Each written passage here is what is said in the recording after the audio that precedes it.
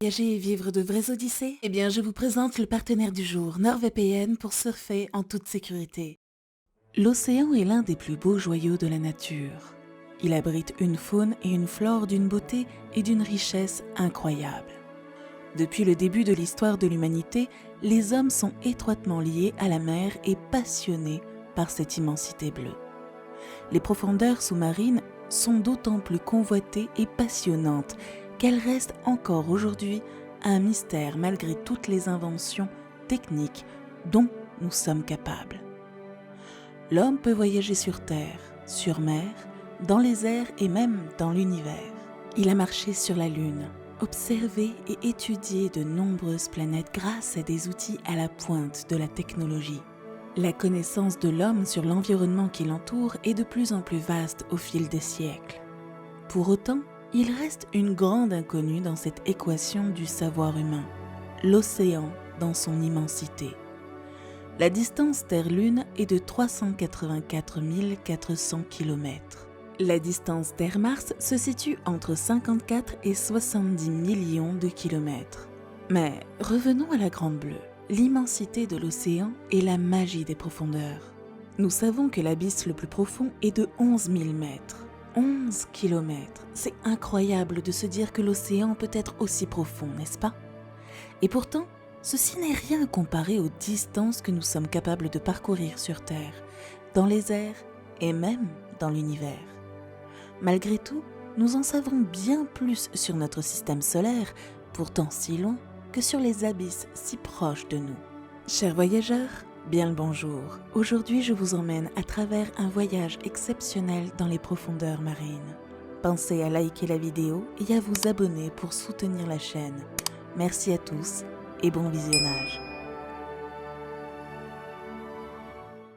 Comme l'exploration océanique, la navigation Internet présente ses propres dangers. Mais l'incontournable NordVPN a la solution. Un VPN, c'est un dispositif informatique qui a plusieurs fonctions. Déjà, NordVPN vous permet de rester caché en naviguant sur Internet. En modifiant votre adresse IP, vous allez pouvoir garder votre liberté numérique lorsque vous voyagez ou habitez dans un pays où Internet est restreint. Ou tout simplement pour débloquer des contenus qui ne sont pas disponibles dans votre région. Par exemple, des films ou séries sur Netflix, Disney+, ou Amazon Prime. Mais en plus de cet avantage, vous n'allez plus subir les différences de prix de vos billets d'avion, de vos abonnements ou d'articles en ligne où le tarif varie en fonction de votre localisation. Pour résoudre ce problème, rien de plus simple, il vous suffit de changer de pays avec NordVPN pour retrouver la même chose au meilleur prix. En plus de cet anonymat, NordVPN va sécuriser vos données lorsque vous surfez sur Internet en créant un tunnel sécurisé spécialement conçu pour vous. Toutes ces données vont pouvoir transiter chiffrées sans qu'aucune personne ou groupe industriel puisse les récupérer. Donc avec NordVPN, vous allez pouvoir naviguer en toute tranquillité car en plus de ces nouvelles sécurités, vous dites au revoir aux publicités avec le bloqueur de pub intégré. Tout ça bien sûr, c'est disponible sur tous vos appareils avec un seul compte. Et grâce à mon lien qui s'affiche ici, vous bénéficiez d'une magnifique remise gratuite. Vous hésitez? Eh bien cerise sur le gâteau, NordVPN offre une garantie satisfait ou remboursée de 30 jours. Le lien pour en profiter est dans la description de la vidéo. Merci à NordVPN de soutenir la chaîne.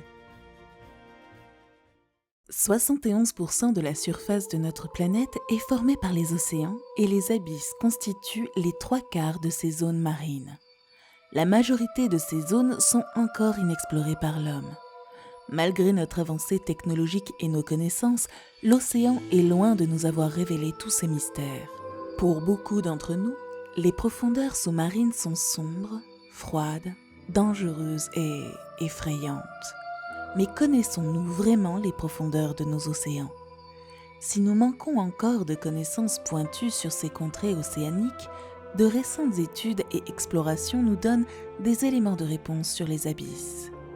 Elles nous offrent des clés essentielles pour mieux comprendre l'univers marin et le monde qui nous entoure.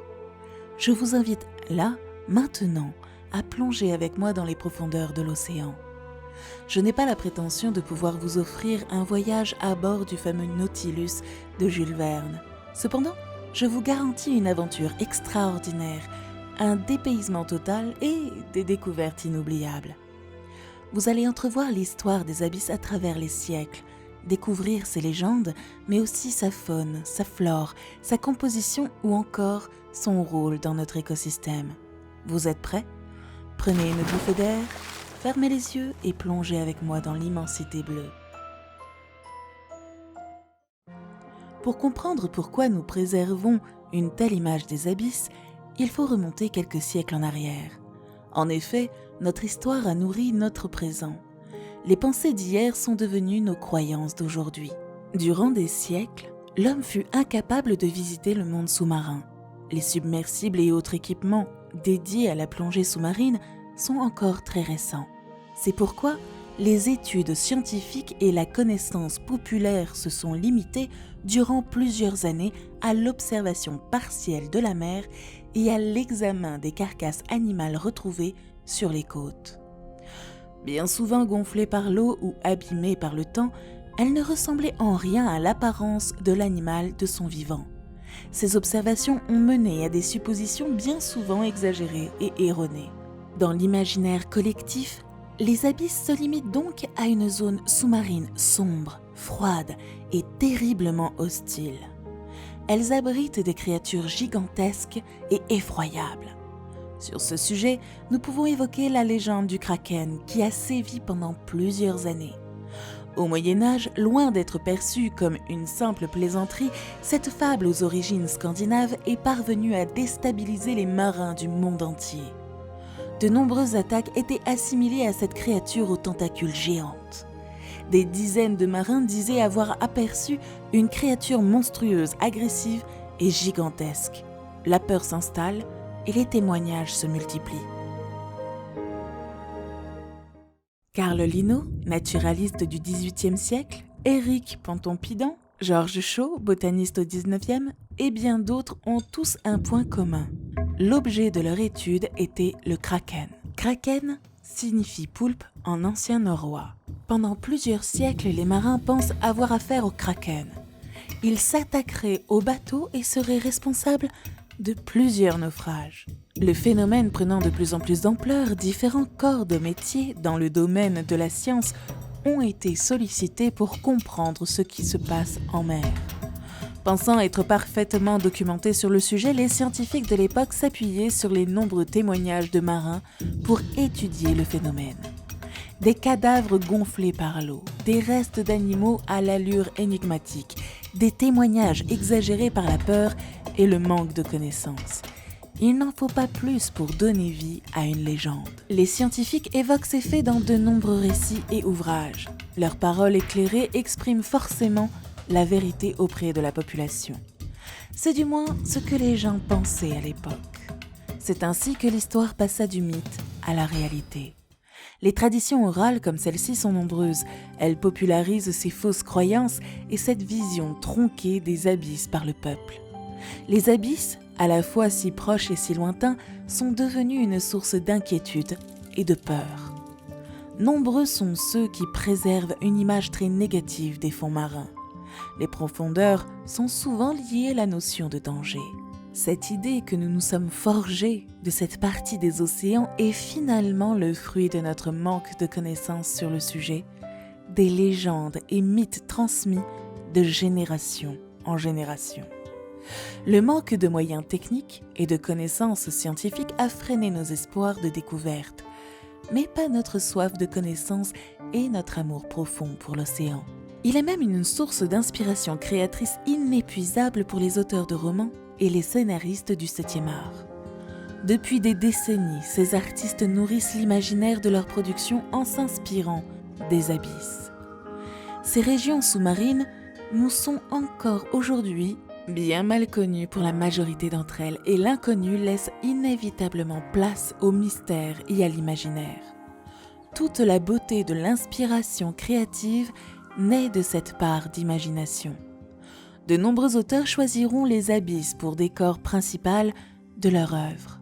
Jules Verne, par exemple, fait apparaître en 1869 dans sa série Voyage extraordinaire l'un des romans phares de son œuvre littéraire 20 000 lieues sous les mers, dont l'intrigue se déroule dans les profondeurs marines. Créatures incroyables ou inquiétantes, théories fantasques, tout devient possible. L'océan a toujours été un univers à part, quasiment insaisissable. Il a donc donné lieu à de nombreuses légendes. On peut tout d'abord évoquer la cité d'Atlantide. Selon la légende, la cité aurait été engloutie par les eaux. La colère de Zeus était telle qu'il a provoqué des tremblements de terre et des déluges exceptionnels afin de punir les Atlantes de leur orgueil. Platon était à l'origine de ce mythe. Selon ses écrits, la cité se trouverait dans le détroit de Gibraltar. Les monstres sous-marins nourrissent également de nombreuses légendes. C'est notamment le cas du fameux Kraken.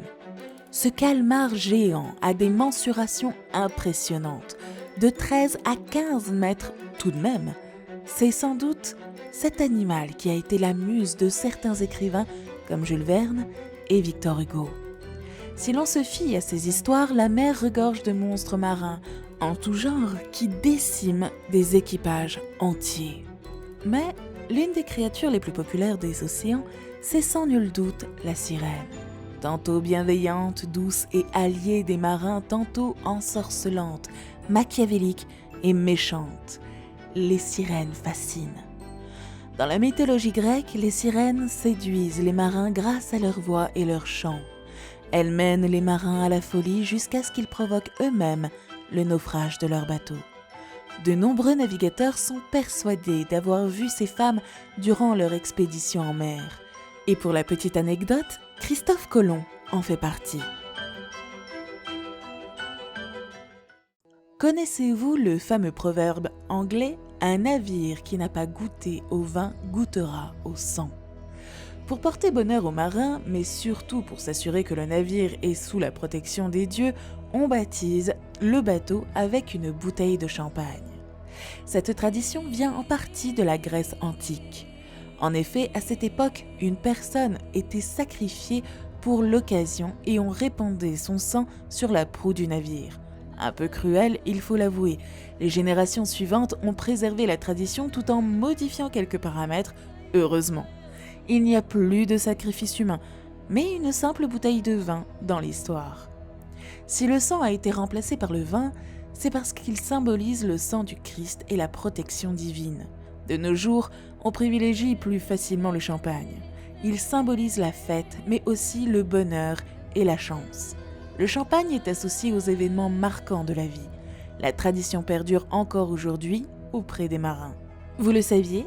La compagnie White Star Line faisait partie des compagnies qui ne baptisaient pas ces navires. Lors du naufrage du Titanic en 1912, la population a vu cela comme un signe, un mauvais présage. Depuis, chaque nouveau bateau est baptisé avant de partir pour la première fois à la rencontre de l'océan. L'océan est tellement vaste que pour le comprendre et l'analyser sur son ensemble, les scientifiques utilisent un vocabulaire spécifique. Avant de vous faire voyager dans les profondeurs, quelques mots sur ces fameux termes. Les fonds marins, appelés aussi planchers océaniques, regroupent finalement tout ce qui peut constituer le fond du globe terrestre immergé par la mer. Ces fonds sont découpés en plusieurs parties en fonction de leur profondeur. La première couche est appelée plateau continental. Il descend progressivement vers le fond de l'océan et s'étend sur environ 200 mètres de profondeur. C'est un prolongement du continent qui est immergé par les flots.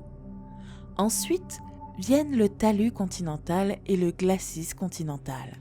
Cette fois, la descente est à pic. On décroît quasiment de 200 à 4000 mètres de profondeur de manière très abrupte. Le talus et le glacis servent de liaison entre le plateau continental qui se trouve au plus haut des fonds marins et la plaine abyssale qui se trouve quant à elle quasiment au plus bas. La plaine abyssale, comme son nom l'indique, est extrêmement plate. Elle se trouve entre 4000 et 6000 mètres de profondeur. C'est ce que l'on pourrait qualifier de sol de l'océan. Sur ce sol, il peut y avoir des montagnes sous-marines et des volcans. Leur sommet peut parfois atteindre la surface de la mer. À l'inverse, la platine abyssale connaît également des fosses. Ces fosses sont des trous gigantesques qui peuvent atteindre plus de 10 000 mètres de profondeur.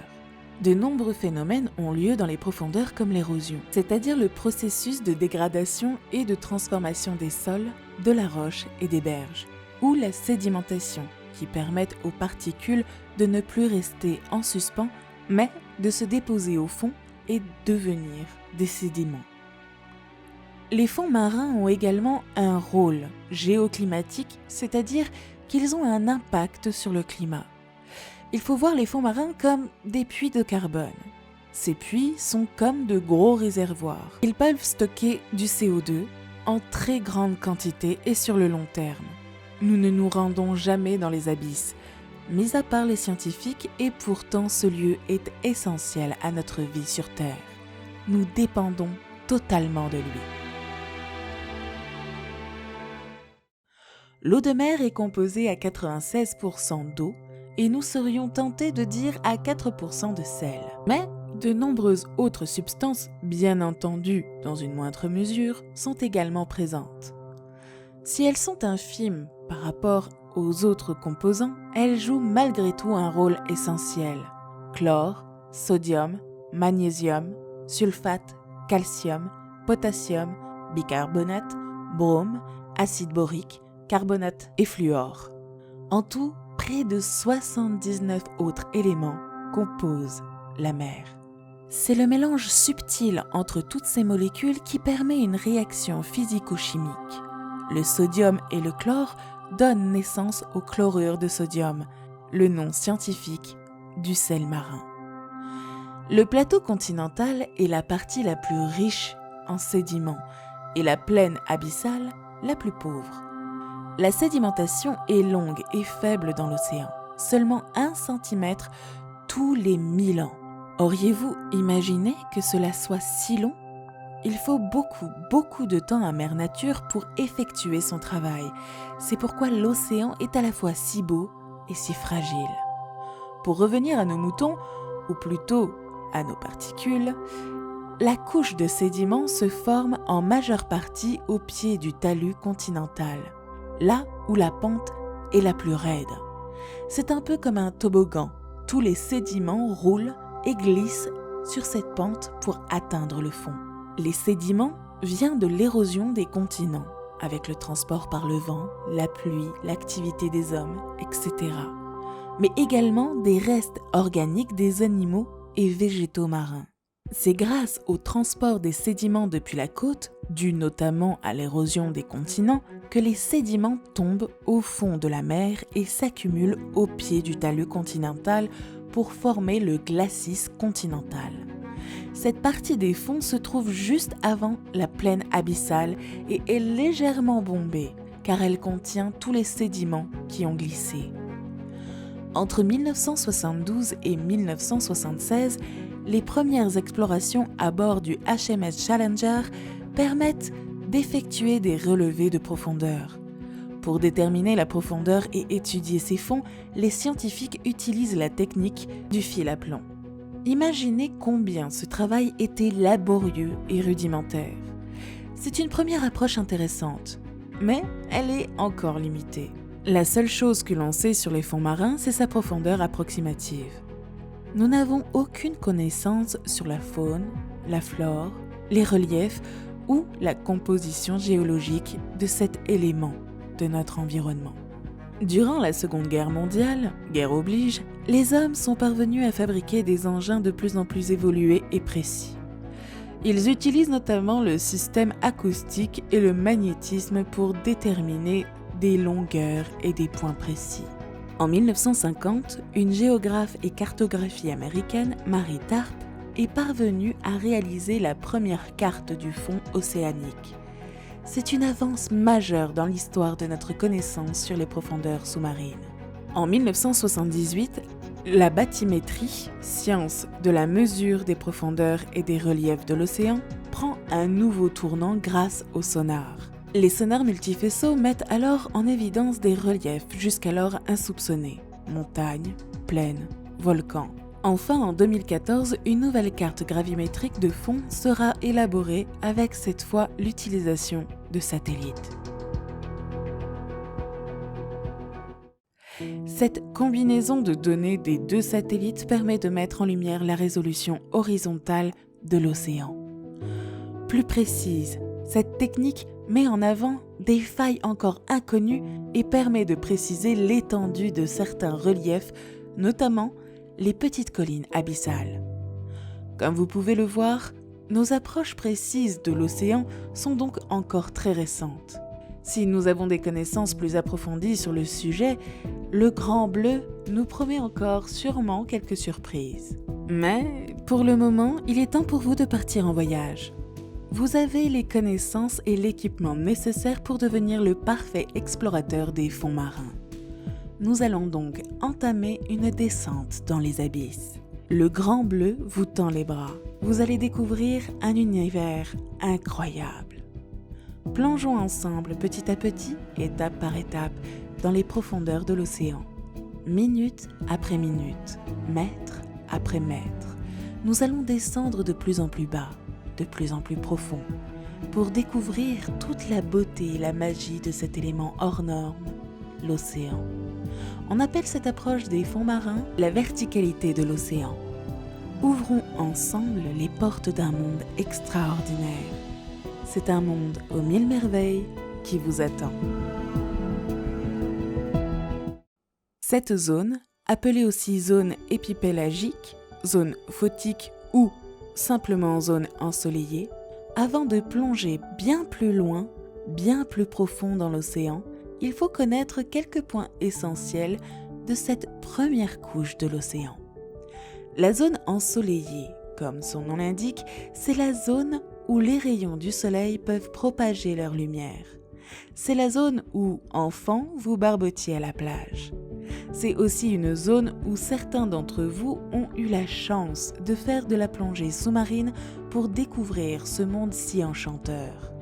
Des poissons de toutes les couleurs, de toutes les formes, des animaux marins extraordinaires, des coraux et des végétaux qui dansent au gré des vagues.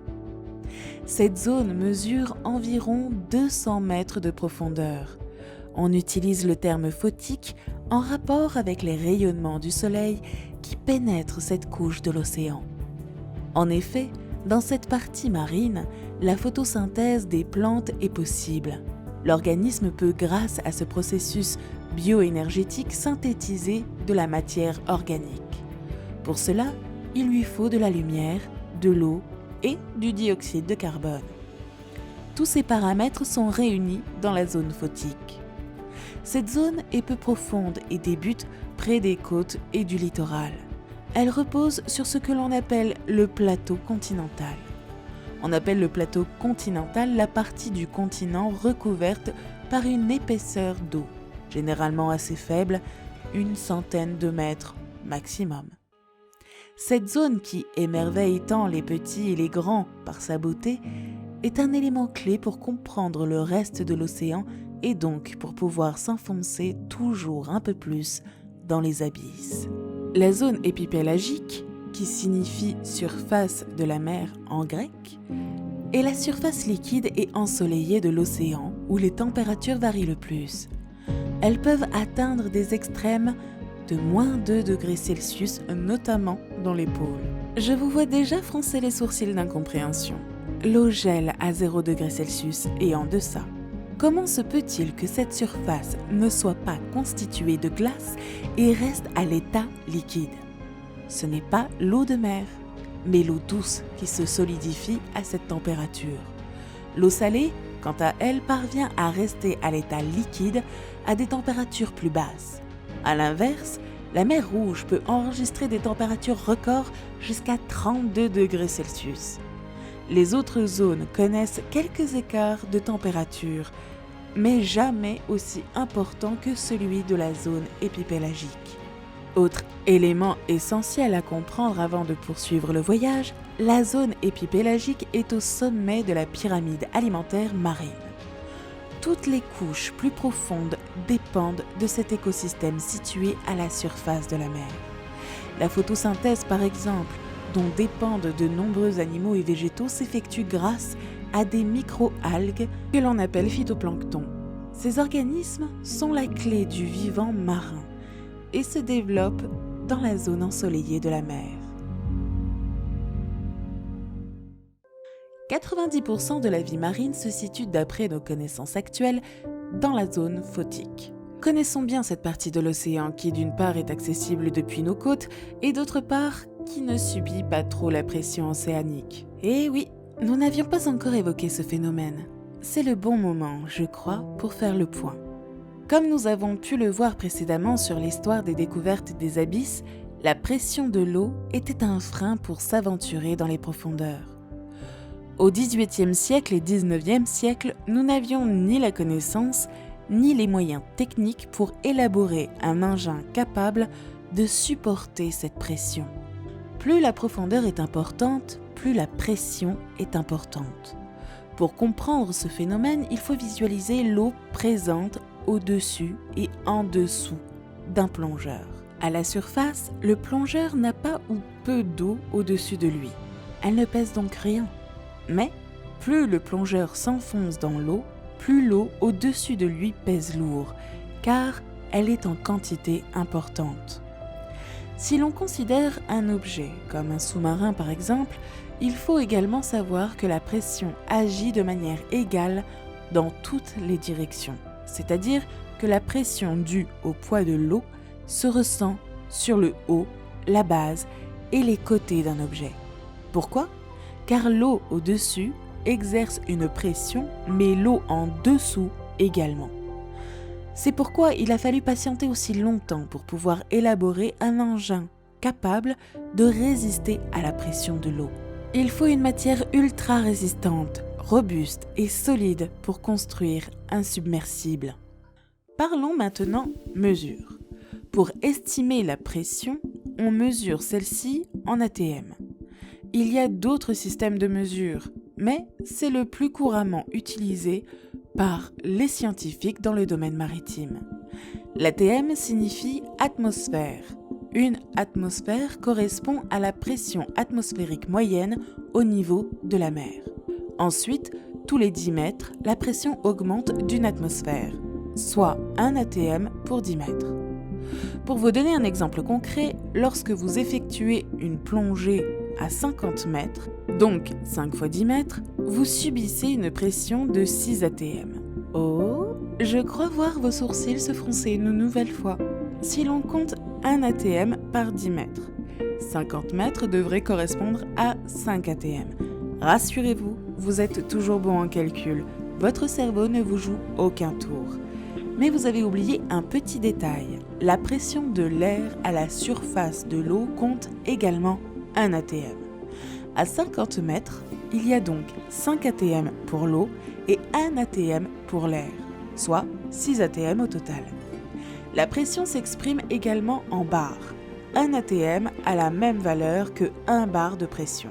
J'espère que vous avez apprécié notre jolie croisière en zone photique, mais il est temps pour vous maintenant de passer à la prochaine étape. Pour cela, nous allons devoir nous écarter un peu des côtes. En effet, cette zone se situe au sommet du talus continental, juste en dessous du plateau continental. Vous allez descendre maintenant un peu plus bas dans les profondeurs, entre 200 et 1000 mètres. Nous allons faire une petite escale dans la zone mésopélagique, appelée aussi zone aphotique. Souvenez-vous, il y a quelques instants, je vous parlais de la zone photique qui tenait son nom en rapport à l'ensoleillement et à la photosynthèse.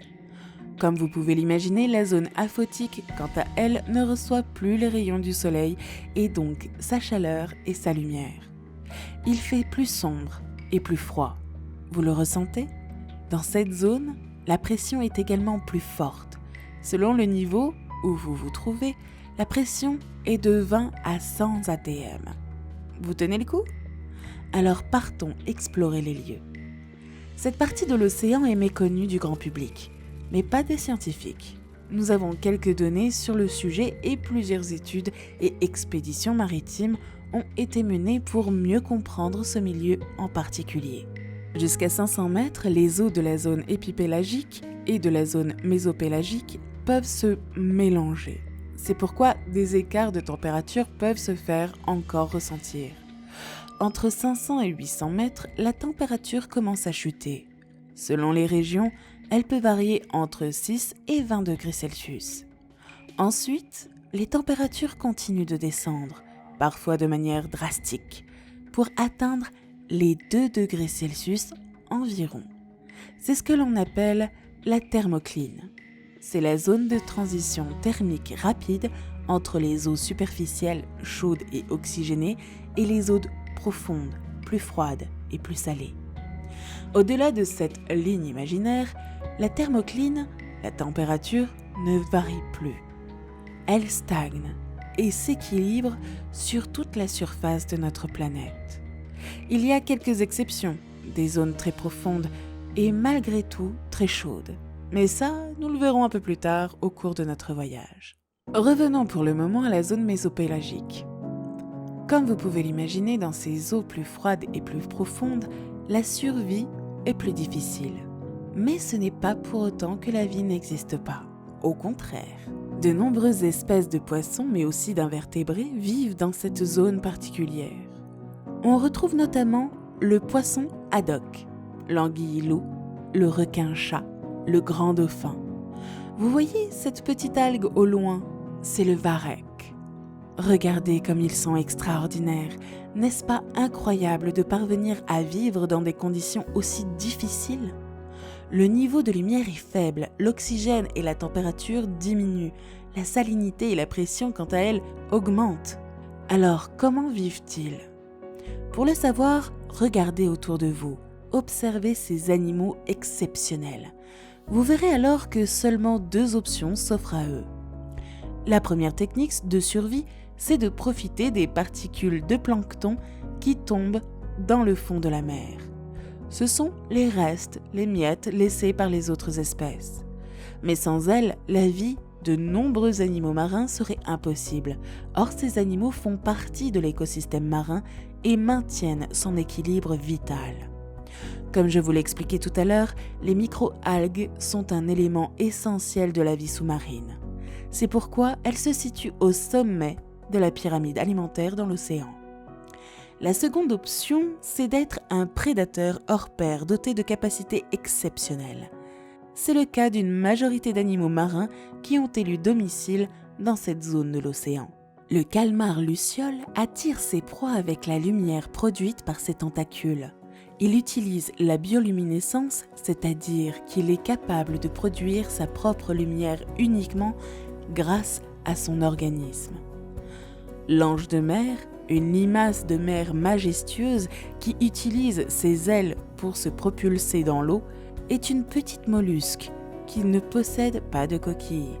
Il se nourrit en séparant de sa proie, des gastéropodes, à l'aide de ses tentacules et en la faisant tourner.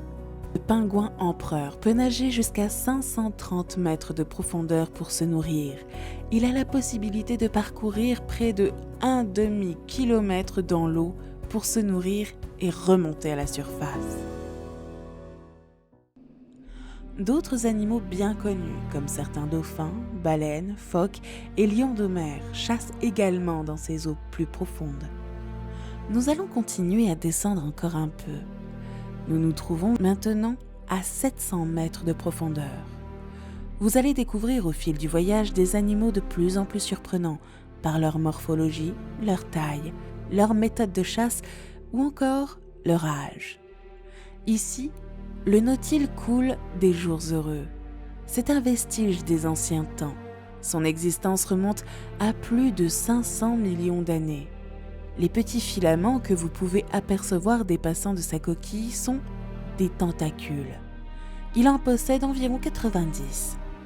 Un peu plus loin, ce crabe géant que vous pouvez discerner sur le sol grâce à sa couleur, c'est le crabe araignée japonais. L'envergure de ses pattes est de 3,8 mètres. C'est à ce jour un record. Aucune autre espèce de crabe ne dépasse cette taille. Autre phénomène impressionnant, le poisson lune. Il peut peser jusqu'à 2300 kg. C'est l'un des poissons osseux les plus lourds du monde. Comment un poisson qui pèse entre 1 et 2 tonnes, pour la plupart d'entre eux, peut-il se mouvoir aussi facilement dans l'eau? Un peu plus bas, voici la pieuvre géante du Pacifique. Elle aime les habitats rocheux et les récifs. Avec ses 4 paires de bras de 3 mètres de long environ, c'est un redoutable chasseur des profondeurs et une experte en camouflage. Regardez ce Marus ortocana qui arrive. la féerie et la fantastique qui s'invitent dans l'océan. Ce n'est pas un animal, mais une colonie de zooïdes. La colonie est issue d'un seul œuf fécondé. Ensuite, le premier zooïde bourgeonne pour former les autres membres de la colonie. Ils sont tous génétiquement identiques. Le premier zooïde, appelé protozoïde, s'amincit et s'allonge pour former la tige centrale de la colonie. Il se nourrit de petits crustacés. Pour s'alimenter, ses tentacules peuvent s'étendre jusqu'à 50 cm. Il avance par intermittence puis sort ses lignes de pêche pour piéger ses proies. N'est-ce pas fascinant de voir qu'un animal aussi élémentaire peut survivre aussi facilement dans des conditions hostiles? Le blobfish est un autre exemple de cette merveilleuse adaptation de la faune et de la flore à leur milieu. Si ce poisson des grands fonds est connu pour son apparence laide et étrangement humaine, il n'en reste pas moins fascinant. La pression est de 60 à 150 fois supérieure à ce que nous pouvons ressentir à la surface. La constitution de ce poisson abyssal est donc particulière. Il a une chair gélatineuse à faible densité et un cartilage très léger. Il n'a que très peu de muscles, mais cela ne l'handicape pas pour autant. Il utilise très peu d'énergie pour se déplacer. Il se laisse flotter à quelques centimètres du fond de la mer. Si la végétation est quasiment impossible à une telle profondeur, puisque seulement 1% de la lumière du soleil atteint la zone mésopélagique, la faune est pourtant riche et variée. Elle profite dans certaines régions de coraux qui lui fournissent un lieu de vie idéal. Le plus connu est sans doute la Grande Barrière de Corail située sur les côtes australiennes. Elle s'étend sur plus de 2500 km et d'après les astronautes, elle est même visible depuis l'espace. Les coraux abritent près de 1600 espèces de poissons et de crustacés. Ils servent d'abri pour des espèces fragiles, mais également de nourriture pour d'autres. Leur vie est directement liée aux coraux. Sans eux, leur vie est menacée.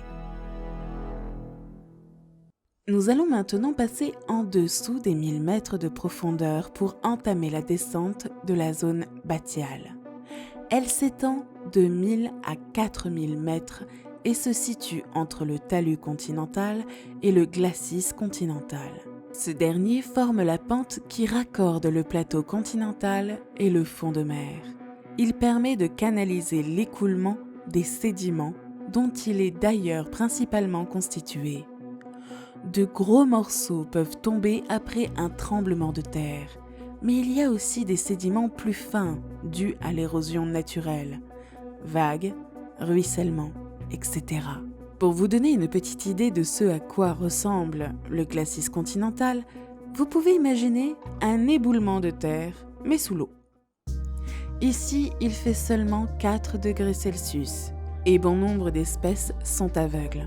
Mais à quoi leur servirait la vue de toute manière? Aucune lumière, même infime, ne transparaît ici.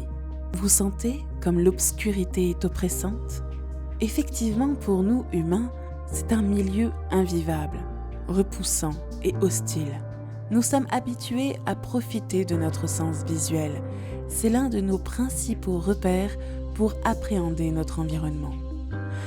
Mais oubliez vos sensations humaines pour mieux comprendre les animaux des profondeurs marines. Mettez de côté quelques minutes vos préjugés. Vous êtes né ici et parfaitement adapté à votre milieu. Comme 80% des espèces abyssales, vous êtes capable d'émettre de la lumière grâce à une réaction chimique. Votre corps est recouvert d'une peau très noire qui permet d'absorber 99,5% de la lumière. Vous êtes ainsi totalement invisible pour vos proies. Votre atout pour survivre dans ce milieu hostile, c'est votre bioluminescence. Lorsque vous émettez de la lumière, vous attirez vos proies et savourez votre petit déjeuner. Ici, aucune plante ne peut trouver les éléments nécessaires à son développement. Elle n'existe pas dans ces bas-fonds. Aucune espèce de poisson ne se nourrit d'algues ou de végétaux, si ce n'est les crustacés qui se nourrissent de débris organiques. Les autres animaux marins sont tous carnivores. Ces carnivores jouent un rôle important dans l'écosystème marin. Ils régulent le développement de certaines espèces et nettoient les fonds. Sans cela, de nombreux cadavres s'agglutineraient. La mexine, le requin de volant et le requin dormeur que vous pouvez apercevoir chassent, mais se nourrissent également des carcasses qui tombent des zones situées plus haut dans l'océan. Autre adaptation physique de survie, celle des anguilles. Leur corps long et mince leur permet de supporter la pression importante. La zone mésopélagique est également le royaume du calmar vampire. Mais cet animal n'est ni un calmar, ni un vampire. Alors pourquoi lui avoir donné ce nom, me direz-vous ? Eh bien tout simplement par rapport à sa morphologie. Sa structure en forme de cape ressemble à des ailes de chauve-souris. Ces mollusques sont des proches cousins des pieuvres. Pour se nourrir, ils descendent sur leur proie et les enveloppent telle une cape ou un filet. Avant de quitter les lieux, regardez ce cachalot.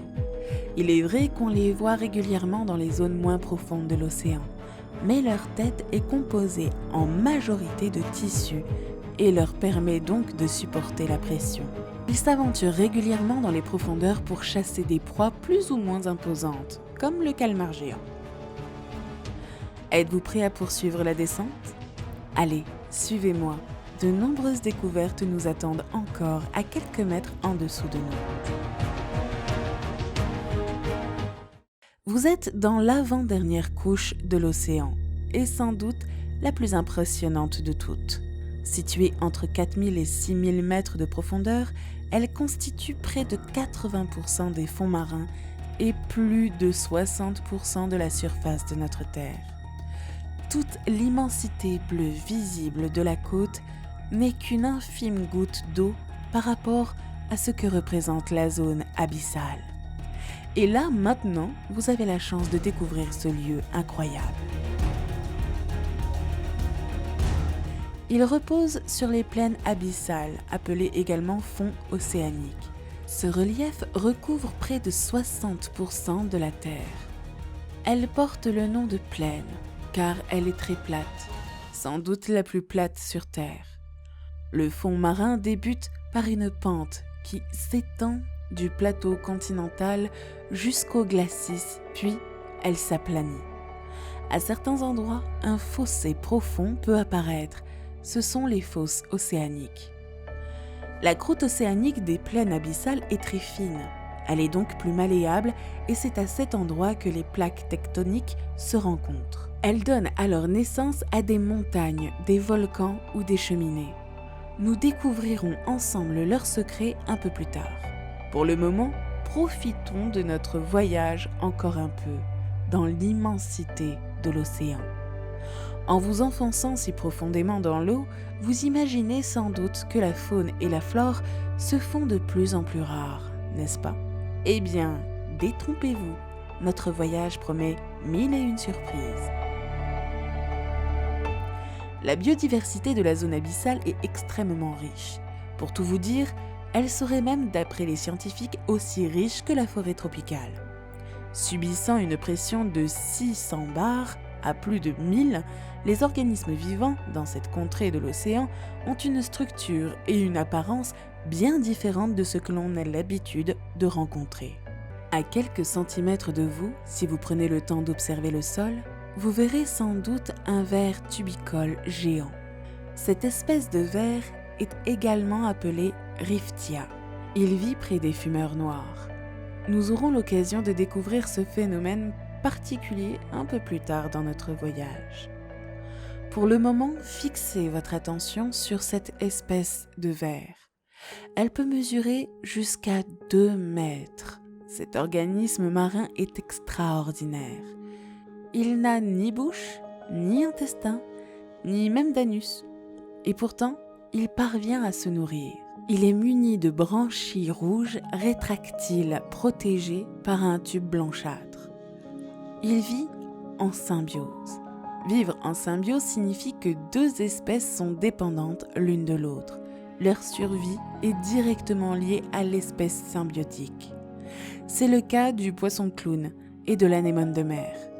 Elle lui offre sa protection, elle est très venimeuse, et lui, en retour, lui offre les miettes de son repas, car elle ne peut pas se déplacer.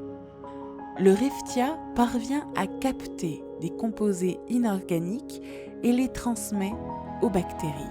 Les bactéries, quant à elles, utilisent ces composés pour se développer et elles les transforment en matière organique dont peut se nourrir le ver. C'est fou comme la nature est bien faite, n'est-ce pas ? Cette harmonie entre les êtres est tellement incroyable et magnifique à observer. Cette fois, nous entrons dans la toute dernière couche de l'océan, la plus profonde et sans aucun doute la plus mystérieuse. Peu d'humains se sont aventurés jusqu'ici. Vous avez une chance énorme. James Cameron a atteint cette profondeur dans la fosse des Mariannes à 10 898 mètres de profondeur en 2012. Passionné par les fonds marins, il fut le premier à plonger en solo dans la fosse des Mariannes au cœur de l'océan Pacifique. Après une descente de près de 2h30, il est remonté avec des images inédites et incroyables. C'est très difficile de se rendre dans ces bas-fonds, de les étudier et de les cartographier. Il faut pour cela l'utilisation de satellites à la pointe de la technologie, des submersibles et des drones sous-marins philo-guidés. Malgré notre avancée technologique dans ce domaine, cela reste encore très complexe à mettre en place. C'est pourquoi seulement 15% des fonds océaniques sont cartographiés. Les reliefs, par des codes couleurs, mettent en valeur les plateaux continentaux, les dorsales océaniques, nous en reparlerons prochainement, la profondeur et les fosses océaniques. La zone Hadal tient son nom du grec Hadès. C'est le nom donné au dieu qui régnait sur les enfers. Cette zone se trouve au-delà de 6000 mètres de profondeur. Contrairement aux autres couches de l'océan, ce n'est pas une zone continue. Elle se trouve à certains points précis du globe. On compte 13 dépressions océaniques et 33 fosses. À l'heure où je vous parle, nous connaissons 5 de ces fosses. La fosse des Tonga, des Kuriles, des Philippines, des Kermadec et des Mariannes. Le Challenger Deep, c'est-à-dire le point le plus profond, est situé dans la fosse des Mariannes, à 10 924 mètres exactement. Le mont Everest, qui culmine à 8 849 mètres de haut, serait noyé sous les flots s'il reposait au fond de cette fosse. À cette profondeur, la pression est de 1100 atm. C'est comme si 50 avions pesaient sur vous. Les animaux qui vivent dans ces contrées sont bien différents de ce que nous pouvions imaginer. Si leur physique n'est pas très avantageux, elles ont le mérite d'avoir su s'adapter à des conditions extrêmement difficiles. La survie dépend, pour beaucoup d'entre elles, de la chimiosynthèse. Dans ces fonds marins, les sources hydrothermales, sources d'eau chaude dues aux fissures proches du magma, permettent aux bactéries de proliférer. Ces bactéries transforment les composés chimiques en sucre dont les autres espèces marines peuvent se nourrir. Des millions d'animaux dépendent entièrement du travail de ces bactéries. Elles sont les seules à pouvoir produire des matières organiques. Nos connaissances sont encore très limitées sur le sujet, mais nous comptons déjà plus de 600 espèces vivant aux abords de ces sources. Plus on s'éloigne de ces sources, plus les régions sont désertes. Les geysers océaniques sont les seules sources nutritives pour de nombreux animaux. L'ordre est parfaitement établi autour des cheminées hydrothermales. Au plus proche des cheminées, la température est de 40 à 100 degrés Celsius. Comme vous pouvez l'imaginer, toutes les espèces ne peuvent pas survivre sous une telle chaleur. Certains vers sont quant à eux parfaitement équipés pour cela. C'est le cas du ver de Pompéi. L'homme l'a baptisé ainsi en rapport aux cendres qui lui tombe dessus en permanence. Ce ver est bien différent du ver tubicole que nous avons rencontré dans la zone abyssale.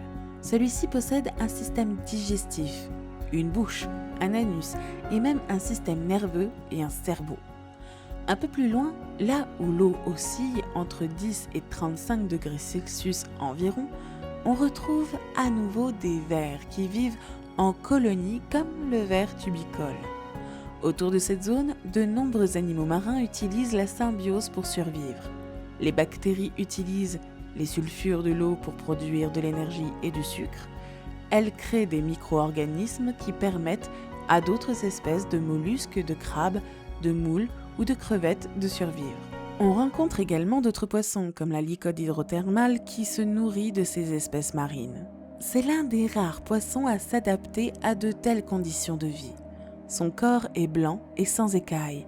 Elle nage toujours près du fond, lentement. D'autres espèces sont parvenues à trouver des techniques pour se nourrir, mais également économiser un maximum d'énergie. La vie à cette profondeur demande une adaptation extrême. Certaines crevettes, par exemple, sont aveugles et n'utilisent pas leur tube digestif. Elles fixent toute leur énergie au niveau de la tête afin de ne pas trop puiser dans leurs ressources vitales. Elles consomment les bactéries de leur propre organisme. Le crabe yeti, lui, utilise la soie de ses pinces pour recueillir les bactéries dont il se nourrit. Le symbiote se trouve donc à l'extérieur de son hôte. Avant de remonter à la surface, je vous propose de découvrir les reliefs de l'océan. Vous avez pu vous rendre compte de la richesse de la faune et de la flore, de la technique de survie ou de l'adaptation physique de certains d'entre eux, mais nous devons encore percer le mystère de sa géographie. La plaine continentale est plate et contient la majorité des couches de l'océan, sauf la dernière. Mais elle est également parcourue par des monts rocheux. Regardez autour de vous, c'est une véritable chaîne de montagnes ensevelie sous la mer. Ces chaînes de montagnes océaniques sont appelées dorsales océaniques. Elles se forment lorsque des plaques tectoniques glissent en dessous et au-dessus l'une de l'autre. Ce phénomène de glissement des plaques donne également naissance aux volcans marins. Parfois, ces derniers sont tellement gros qu'ils percent à la surface de l'océan et forment une île. C'est le cas des îles Hawaï dans l'océan Pacifique. Les dorsales océaniques s'étendent sur près de 60 000 km. C'est la plus longue chaîne de montagnes sur Terre. Il y a également bien plus de volcans sous-marins que de volcans sur Terre. On compte des dizaines de milliers de volcans sous les flots. La base des dorsales peut s'étendre sur 1500 km et leurs sommets peuvent culminer à 2000 ou 3000 mètres en dessous du niveau de la mer. La structure des chaînes de montagnes est très particulière. Elle n'est pas continue comme nous pourrions l'imaginer. Tous les 10 à 100 km, on retrouve une faille.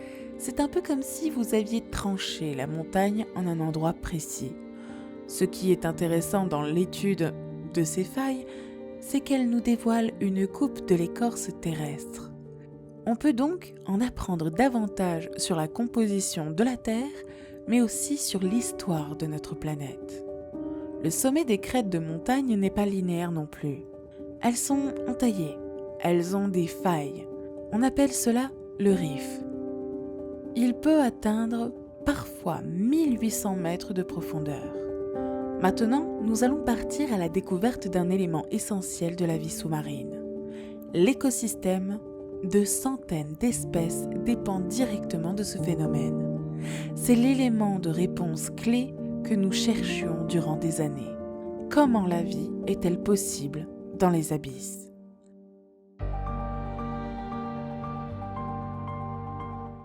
Les cheminées hydrothermales sont comme des geysers.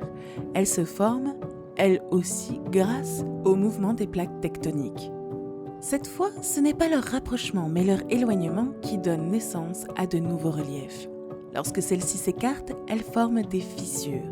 Le magma, c'est-à-dire la roche fondue des profondeurs, est alors exposé à l'eau et des gaz chauds s'échappent des fissures. c'est ce qu'on appelle cheminée hydrothermale ou fumeurs. Selon leurs caractéristiques, on peut observer des fumeurs noirs ou des fumeurs blancs. Les fumeurs noirs se situent plus près de la surface du magma. Ils produisent alors des nuages noirs gorgés d'eau, de mer, en ébullition et de minéraux dissous contenant du soufre. Les fumeurs blancs sont plus éloignés du magma et donc moins chauds.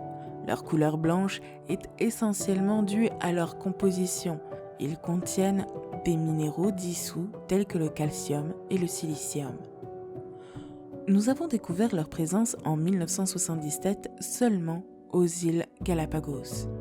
C'est donc finalement plutôt récent. Ces cheminées permettent d'évacuer une partie de la chaleur contenue au centre de la Terre. Elles se trouvent uniquement sur les dorsales océaniques. C'est à cet endroit précis que le magma remonte et forme des chambres magmatiques. Lorsque la chambre magmatique refroidit, le magma se rétracte. Il provoque alors des failles dans les croûtes océaniques. L'eau de mer, très froide, puisque nous nous trouvons dans une zone où l'eau est à 2 degrés Celsius environ, rencontre le magma chaud qui lui s'élève à près de 1200 degrés Celsius. Le contact entre ces deux températures extrêmes provoque une pression énorme.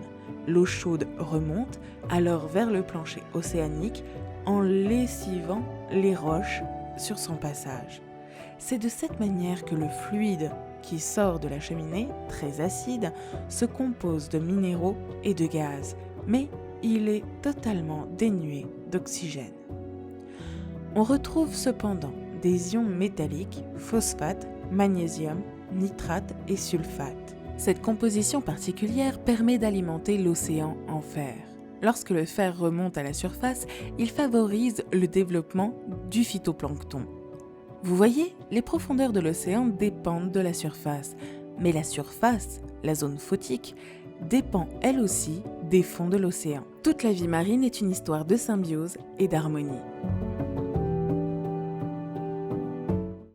Nous avons longtemps pensé que la vie, même macroscopique, dépendait de la lumière. Autrement dit, sans lumière, pas de vie envisageable. Nous pensions donc que les profondeurs sous-marines étaient totalement désertées par la faune et la flore. Après différentes études et analyses de cet environnement, mais aussi et surtout grâce aux découvertes liées aux cheminées hydrothermales, notre regard a changé. Les organismes primaires près de ces sources chaudes utilisent la chimiosynthèse. Elle transforme l'énergie chimique des sels pour produire des éléments organiques. C'est finalement la même fonction de photosynthèse chez les végétaux. Ces organismes forment le premier maillon de la chaîne alimentaire dans les profondeurs marines. Beaucoup d'espèces vivent également en symbiose. Nous l'avons vu pour le poisson clown et l'anémone ou encore pour la bactérie et le ver tubercule. Mais ils sont loin d'être les seuls êtres marins à utiliser cette technique de survie. Certaines espèces symbiotiques, comme la crevette et la bactérie, sont totalement dépendantes l'une de l'autre. Les bactéries vivent à l'intérieur de la crevette pour se développer et la crevette se nourrit des bactéries pour emmagasiner de l'énergie. La fosse des Mariannes est, au stade de nos connaissances actuelles, la plus profonde de la croûte terrestre. Elle se trouve dans le Pacifique, précisément là où la plaque tectonique pacifique passe sous la plaque philippine. Elle a été découverte en 1875 lors d'une expédition océanique à bord du HMS Challenger de la Royal Navy. Si aujourd'hui nous avons des instruments de mesure précis et faciles à utiliser, à l'époque, ce n'est pas tout à fait la même chanson. Et oui, il fallait mesurer à la corde. Mais malgré nos moyens techniques actuels, les mesures restent encore difficiles. La fosse a été mesurée à de nombreuses reprises et les résultats varient entre 10 900 mètres et 11 034 mètres environ. En janvier 1960, Jacques Piccard et Don Walsh embarquent à bord du Trieste pour entamer une longue descente dans les abysses. Ils parviendront à atteindre une profondeur de 10 916 mètres. Avant leur expédition, Nous ne savions pas vraiment à quoi nous attendre. Cependant, nous étions sûrs d'une chose. La vie n'existait pas. C'était impossible sans lumière et dans de telles conditions que la faune et la flore puissent se développer. Pourtant, ils observent une crevette et un poisson plat. Imaginez leur surprise. C'est au fil des découvertes que nous avons alors compris la majeure partie des cheminées hydrothermales et la chimiosynthèse. D'autres depuis ont tenté l'aventure, mais ils sont peu nombreux. En 2012, c'est le réalisateur James Cameron qui est descendu dans la fosse jusqu'à 10 898 mètres. Récemment, en 2019, Victor Vescovo a également eu la chance de voir de ses propres yeux ce paysage, à 1000 lieues de ce que nous connaissons. Nous entendons souvent parler du poumon vert de la Terre, la forêt, mais on oublie trop souvent combien l'océan joue un rôle important pour notre survie sur Terre.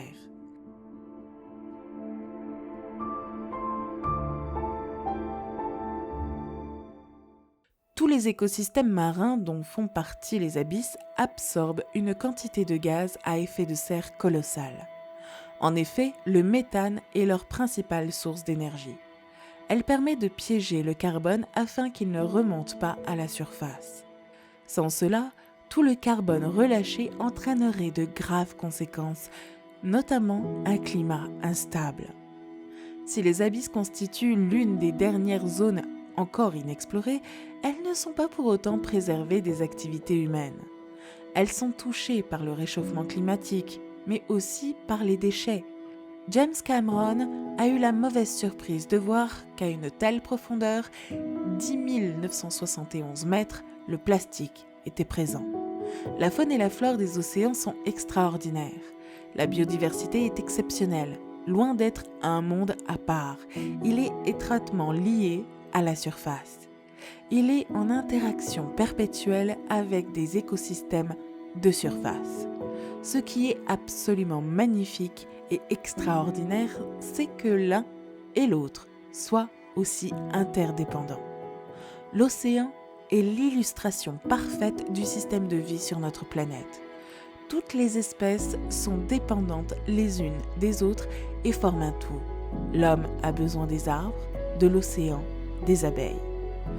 Voilà, notre voyage prend fin. Nous allons devoir remonter à la surface de l'océan et retrouver la terre ferme. Si le cœur des hommes appartient à la mer, son corps ne peut survivre que sur terre et non dans l'océan. Nous allons remonter gentiment vers la zone photique. Petit à petit, au fil des mètres, la faune se transforme. La flore reprend vie. La lumière se fait plus intense. Puis, vous pouvez enfin sortir la tête de l'eau et reprendre une bouffée d'oxygène. L'air frais sur votre peau est si agréable. Vos narines et vos poumons ne sont pas mécontents non plus de respirer à nouveau l'air de la surface. Vos yeux ont, quant à eux, besoin d'un peu de temps pour s'acclimater à nouveau à la lumière du soleil. Elle vous avait un peu manqué, n'est-ce pas ? Vous avez découvert des espèces extraordinaires et plongé à plus de 10 000 mètres dans les profondeurs de l'océan. Imaginiez-vous qu'une telle richesse soit possible dans un environnement aussi hostile. Pensiez-vous qu'à des centaines de mètres de profondeur, des coraux, des milliers de poissons, de crustacés, de mollusques et autres animaux marins étaient parvenus à s'adapter ? Aujourd'hui, certaines sources hydrothermales profondes, comme les fumeurs noirs, sont associées à l'une des principales hypothèses quant à l'origine de la vie sur Terre. Les abysses restent néanmoins très mal connus. À l'heure actuelle, encore plus de 95% des abysses restent inexplorés. Les grands fonds sont cartographiés avec bien moins de précision que la Lune et davantage d'hommes sont allés dans l'espace qu'au plus profond des océans. Malgré l'hostilité et les nombreux mystères qui entourent les grands fonds marins, des études ont tout de même révélé la richesse de ces mondes extraordinaires. Ils sont considérés comme les écosystèmes les plus importants pour les cycles du carbone, de l'azote et du phosphore, pour la production de biomasse, de molécules d'intérêt thérapeutique, de pétrole, d'hydrocarbures et de minéraux. Ces propriétés ont rapidement été étudiées dans le but d'en tirer profit. L'utilisation de bactéries des fumeurs noirs pourrait résoudre des problèmes de pollution aux hydrocarbures en zone côtière. L'étude des processus de sédimentation à grande échelle pourrait être exploitée. Les enjeux de protection des abysses ne sont plus à démontrer aujourd'hui dans la mesure où ces écosystèmes marins participent pleinement à la régulation du climat de la planète. Que ce soit les courants marins nutritifs des fonds ou encore la régénération des nutriments, la vie sous-marine est faite de symbiose et d'harmonie. C'est un joyau de la nature inestimable. Notre voyage s'arrête, mais les belles images que nous avons partagées resteront un souvenir extraordinaire. L'océan dans son immensité est sans aucun doute l'une des plus belles merveilles de la nature.